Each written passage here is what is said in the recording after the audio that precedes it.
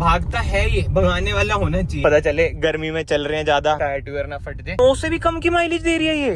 Hello everyone, welcome back to another video. I hope सब कुछ बढ़िया चल रहा हो आप सबकी जिंदगी में। आज हमारे साथ है भाई all new Hyundai Creta facelift का पेट्रोल इंजन, मतलब कि नॉर्मल नेचुरल एस्पिरेटेड इंजन है 1.5 वाला। एक बार ना मैं आपको इंजन भी ओपन करके दिखा देता हूँ। इसका आपने ओनरशिप रिव्यू तो भाई देख लिया होगा, तो आज ना वही सब बातें करेंगे। जैसे ओनर ने जो नेगेटिव्स बताए थे ना, तो मैं सोचा भाई इसे ना चला के ही देखते हैं। देखो यार, कार में ना ऐसा कोई दिक्कत नहीं है। ऐसा कुछ है भाई, इसका इंजन 4 सिलेंडर है 1.5। ये देख लो भाई, कपड़ा दे रखा है, आवाज बाहर ना आए, बट हाँ हल्की फुल्की तो आवाज ये करेगा अगर आप इंजन पे ओपन करेंगे। 114 bhp प्रोवाइड करते हैं। टॉर्क की कमी आपको लग सकती है, 144 Nm ऑफ टॉर्क है। और ये नूर भाई की कार है। भाई क्या हाल है फिर से? तो भाई ने हमें मौका दिया कार चलाने का, और देखते हैं। जैसे भाई कह रहे थे कि भाई पिकअप वगैरह ये सब चीजें थोड़ी सी ना मेजर ड्रॉबैक आ जाती है इसमें कि कम है, वो चेक करेंगे। पहले सबसे पहले हम बेल्ट लगा लेते हैं। बाकी यार ये है मैनुअल, यानी कि 6 स्पीड इसमें मैनुअल मिल जाता है। ऑटोमेटिक भी आती है IVT, और 1.5 टर्बो भी आती है। ये नेचुरल एस्पिरेटेड है। पहला गियर डाला, हिल होल्ड असिस्ट वगैरह तो इसमें मिलता ही है। बट हाँ, कोई टॉर्क की कमी ना आपको इनिशियली नहीं लगेगी अनलेस आप चढ़ाई पे हैं। बट एक चीज ना मैं आपको पहली क्लियर कर देता हूँ, ये कार भाई इलेक्ट्रिक वाली फील आपको देती है। इतना ज्यादा रिफाइंड इंजन यार, मैं क्या ही बताऊं, बहुत ही ज्यादा रिफाइंड इंजन है। अब ये देखो खाली रोड है, थोड़ा सा ना हम रेफ करते हैं कार को। बस जो ये वाली दिक्कत होती है ना नेचुरल एस्पिरेटेड इंजन्स में, जो भाई लास्ट वीडियो में बता रहे थे कि भाई पिकअप इतनी बढ़िया नहीं है, वो आपको बस लगेगी। अभी जैसे मैंने पंजा बिल्कुल दबा दिया था, बट स्टिल ये धीरे धीरे उठती है भाई, क्योंकि ऑब्वियस बात है इसमें टर्बो नहीं है। ये देखो फर्स्ट गियर पे भी, हाँ ये देखो वो बड़ी लीनियर सी उठती है यार ये। मतलब अगर आपको क्रूज करनी है ना जैसे 120 तक तो ठीक है, वैसे 140 तक भी ठीक है। मैंने इसे 150 तक भी चला रखा है, बट 150 के बाद ना बहुत ही धीरे धीरे उठेगी। अगर आप 6th गियर से उठाने की कोशिश करेंगे, उसके लिए आपको वही छोटा गियर डालना पड़ेगा, फिर ये उठती है। पेट्रोल इंजन की भी बात कर रहा हूँ, डीजल में ये दिक्कत आपको नहीं लगती, क्योंकि डीजल में आपको पता है भाई टर्बो होता है। ये देखो, हाँ वो तो रहता ही है, बट मैं ये नहीं कहूंगा कि भाई बिल्कुल ही खस्सी इंजन। भागता है ये, भगाने वाला होना चाहिए, वो बात आ जाती है। बट एक होता है ना कि जो बंदे बिल्कुल प्रॉपर चलाते हैं प्यार से। अब जैसे भाई आप हो, आप प्यार से चलाते हो, बिल्कुल ही लेनी देनी करते हो, प्यार से चलाते हो ना, रोड देख के चला। हाँ रोड देख के, मतलब ऐसे नहीं कि बिल्कुल ही खींच दिया। इधर ट्रैक्शन ऑफ का ये तो आपने यूज नहीं करा होगा अभी तक, है ना? पता ही नहीं, हाँ पता नहीं ना क्या है। जैसे आप ये ट्रैक्शन ऑफ कर दोगे ना, तो कार अपने बिल्कुल ही पोटेंशियल से, जैसे कहते हैं बर्न आउट मार के पूरे आगे दौड़ जाएगी। अभी तो मत करना, न्यू कार है, थोड़े टायर ट्यूयर घिस जाए, हम तो ये रिकमेंड करेंगे। और मैं भी नहीं करूंगा भाई, किसी की कार में, अपनी कार में हम करते हैं, वो सही रहता है। अपनी कार समझो जी। बिल्कुल भाई बिल्कुल। बाकी यार वही बातें आ जाती हैं अगर आप इनिशियली खींचोगे ना। एक तो यार स्पीड ब्रेकर इतने हैं ना।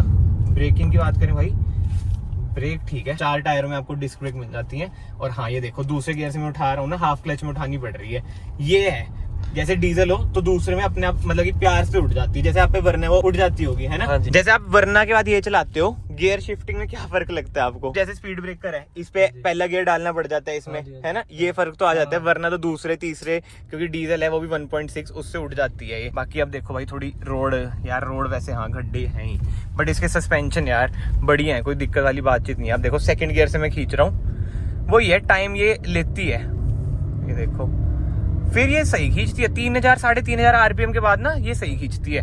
और इनका भाई पेट्रोल कार है, RPM बैंड ज्यादा होता है वैसे as compare to diesel. Diesel में आपको होता है टैकोमीटर 6 तक की मार्किंग होती है, एंड पेट्रोल में 8 तक की मार्किंग होती है। भाई ये क्या आ गया, कहाँ गया हम? ये मोड़ लें, आगे क्या है वैसे इधर? ये इधर को उसका, अच्छा वो यूनिवर्सिटी, ठीक है। चलो भाई, अब टर्निंग रेडियस का भी आइडिया लग जाएगा आराम से। मुड़ी गई वो ये यार। स्टीयरिंग वगैरह तो इसका बहुत स्मूथ है, हाँ कटिंग बहुत ज्यादा अच्छी है, स्टीयरिंग बहुत ज्यादा बढ़िया है। मतलब कि जैसे मेरी स्कॉर्पियन में ना एक्स्ट्रा लाइट है, थार में जैसे हाइड्रोलिक आता है वो एक्स्ट्रा हार्ड है, इसका बीच से में है, कोई दिक्कत वाली बातचीत ऐसा आती नहीं है।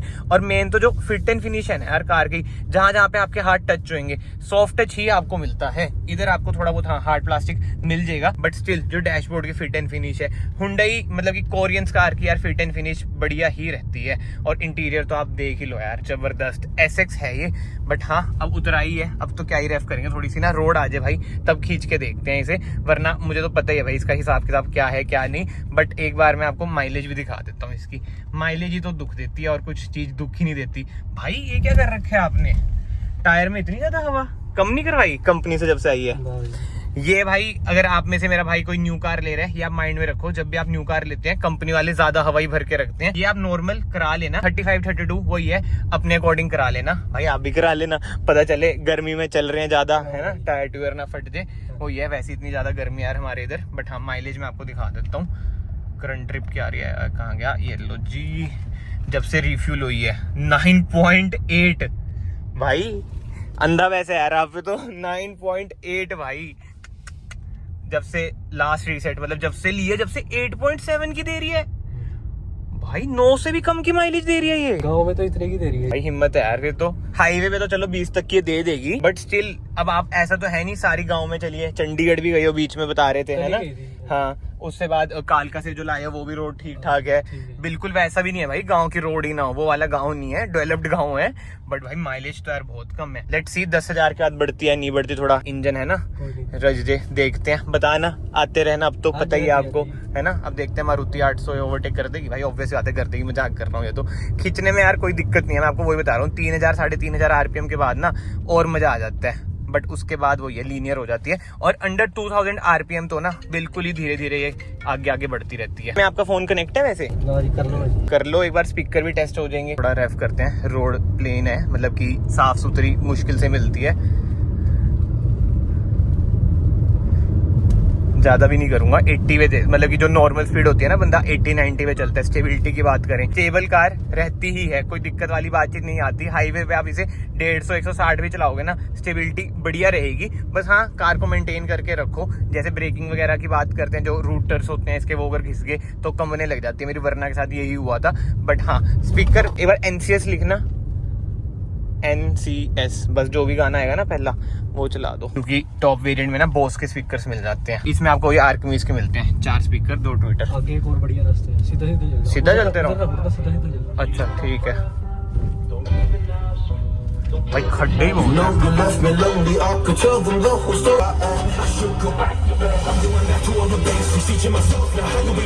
भाई, ठीक है स्पीकर तो। अभी वो सेटिंग तो नहीं छेड़ रखी ना, कंपनी वाली है, बढ़िया है यार। इसको तो चेंज ना कराना, पूछ रहे थे ना कि एक्सेसरी वगैरह के लिए। एक बार कार खुल जाती है ना यार, मुझे तो लगता है वो बात नहीं आती। आपका क्या थिंकिंग है? ठीक है जी, हाँ नहीं आप पूछ रहे थे ना मेरे से कि अलॉय व्हील के लिए भी, मैं तो भाई को यही सजेस्ट कर रहा था। अब टॉप मॉडल लिया है, SX लिया है, तो अलॉय व्हील क्यों चेंज कराने। वैसे कितने के बिक रहे थे भाई अलॉय? 43 के जी। बताओ भाई, 43 के क्रेटा के अलॉय व्हील्स बिक रहे हैं।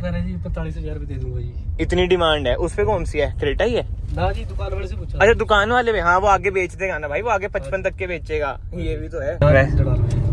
बस भाई बहुत उड़ा ली, ज्यादा दौड़ानी नहीं, नई कार है ना, मुझे वैसे ही डर लगता है किसी की नई कार चलाने में।